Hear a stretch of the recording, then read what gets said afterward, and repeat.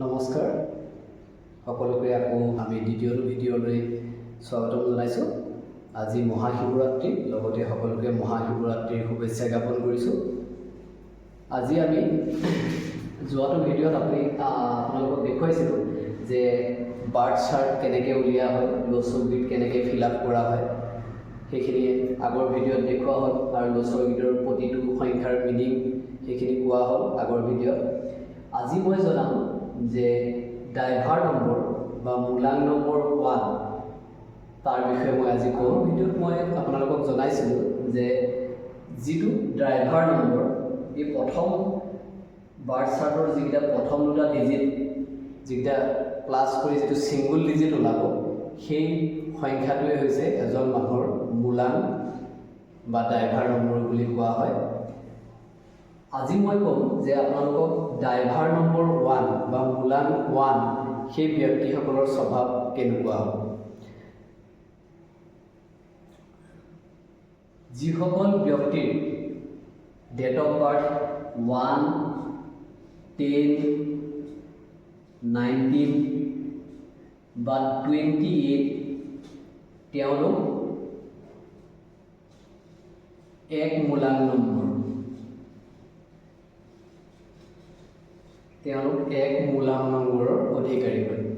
আপোনালোকে চাব, 1 হ'লেও 1 হ'ব, 1 + 0 হ'লে 1, 1 + 9 হ'লে 9 × 1 = 10, 1 হয়, 2 + 8 হ'লেও 1 হয়। অৰ্থাৎ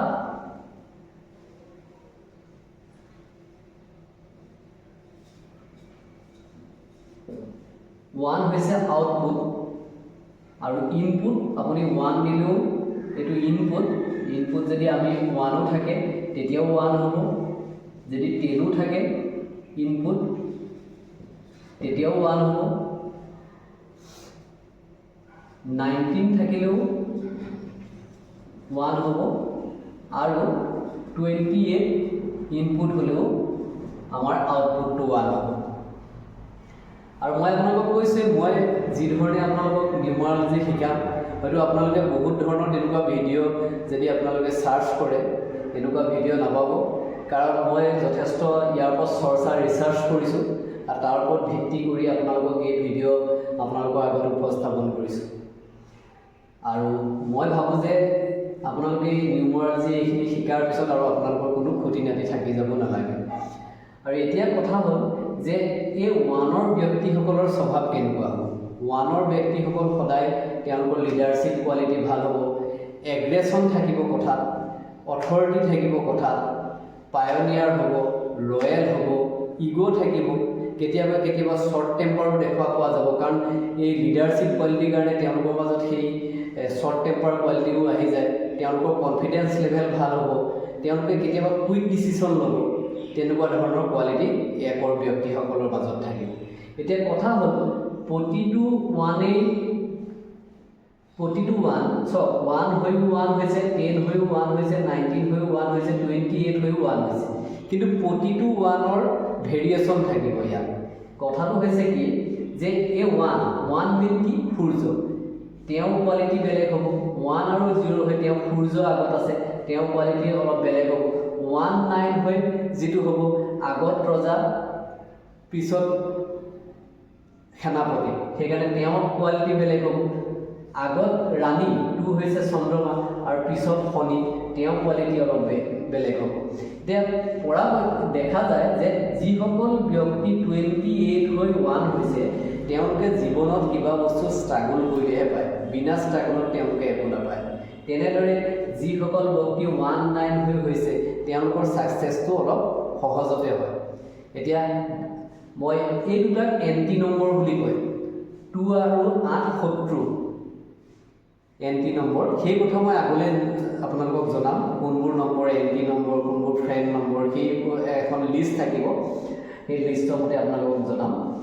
এতিয়া মুকেশ আম্বানীকে যদি ধৰা হয়, মুকেশ আম্বানীৰ ড্ৰাইভাৰ নম্বৰ 1 আৰু কণ্ডাক্টৰ নম্বৰ 9, সেইকাৰণে তেওঁ বহুত ছাকচেছফুল মানুহ হয়। আৰু তাৰ লগতে আৰু এটা কথা কয়, এই যিটো 10 আৰু 19 এই দুটা কাৰ্মিক নম্বৰ বুলি কোৱা হয়। এই দুটা কাৰ্মিক নম্বৰ বুলি কোৱা হয়। কাৰ্মিক নম্বৰ মানে কি? কাৰ্মিক নম্বৰ মানে হয় পূৰ্বজন্মৰ কৰ্মফল। সেই হিচাপে তেওঁলোকে এই নম্বৰটো পায়। তেওঁ এই 19 যিহেতু মুকেশ আম্বানীৰ আছে, সেইটো কাৰণে তেনে ব্যক্তিয়ে বহুত ছ'চিয়েল ৱৰ্ক কৰা দেখা যায়। তেওঁলোকে ছ'চিয়েল ৱৰ্ক বা তেওঁলোকে যদি সমাজৰ কাৰণে কিবা নকৰে, তেওঁলোকে তেতিয়া ডাউন হৈ যাব। এতিয়া মুকেশ আম্বানীকে চাব, তেওঁলোকে সমাজৰ কাৰণে কিমান দান দক্ষিণা তেওঁলোকে কৰে, কিমান কৰিছে দান দক্ষিণা। আমাৰ গুৱাহাটীৰ কামাখ্যা মন্দিৰৰ কাৰণেও কিমান সোণেৰে কিবা বনাই দিছে, এই ওপৰৰ মুকুট, আমাৰ তেনেকুৱা ধৰণৰ বহুত দান দক্ষিণা, বহুত চেৰিটি কাম কৰিছে। কাৰণ তেওঁলোকৰ এইটো কাৰ্মিক নম্বৰ, তেওঁ কাৰ্মিক নম্বৰ তেওঁ বাৰ্থ চাৰ্টত লাগি আছে। সেইকাৰণে এতিয়া কোৱা হয় আপোনাৰ 1, 10, 19 আৰু 28 হৈ যিটো 1 হৈছে, তাকো এটা কেটেগৰী ৱাইজ আমি ধৰা হয়। জেনেৰেলি 199 ইনপুট হৈ পেলাই যিটো আউটপুট 1 ওলাইছে, তাক আমি এ কেটেগৰী বুলি ধৰোঁ। এ কেটেগৰী বুলি ধৰা হয়। ই কাৰ্মিক নম্বৰ লগতে বেষ্ট নম্বৰ, আগত ৰজা পিছত সেনাপতি আছে, সেইটো কাৰণে এই নম্বৰটো এ কেটেগৰীত ধৰা হয়। 1 আৰু 10 ইনপুট হৈ যিটো আউটপুট 1 হৈছে, তাক এইটো বি কেটেগৰী বুলি ধৰা হয়। আৰু 28 ইনপুট হৈ পেলাই যিটো আউটপুট 1 ওলাইছে, তাক চি কেটেগৰী বুলি ধৰা হয়। আপোনালোকে বুজিলে যে কিছুমানে এতিয়া ধৰক নিউমাৰলজি পঢ়িছে, নিউমাৰলজি পিছে 1 বুলি কৈ দিয়াৰ লগে লগে তেওঁলোকে ভাবে যে 1ৰ গোটেইখিনি কোৱালিটি হয়। 1 বুলি কোৱাৰ লগে লগে তেওঁৰ তাত সেই কোৱালিটিখিনি থাকিব, লিডাৰশ্বিপ কোৱালিটি গোটেইকেইজনৰ একেই থাকিব। লিডাৰশ্বিপ, এগ্ৰেশ্যন থাকিব, অথৰিটি থাকিব, এটিটিউড থাকিব, তেওঁলোকৰ শ্বৰ্ট টেম্পাৰ হ'ব বা কনফিডেন্স লেভেল তেওঁলোকৰ ভাল হ'ব, হয়। কিন্তু তেওঁলোকৰ সফলতা সেই হিচাপে আহিব। 28ৰ ব্যক্তিসকলে সদায় জীৱনত সেই লিডাৰশ্বিপ কোৱালিটি বা সেই সফলতা পাবলৈ জীৱনত ষ্ট্ৰাগল কৰিব লাগিব।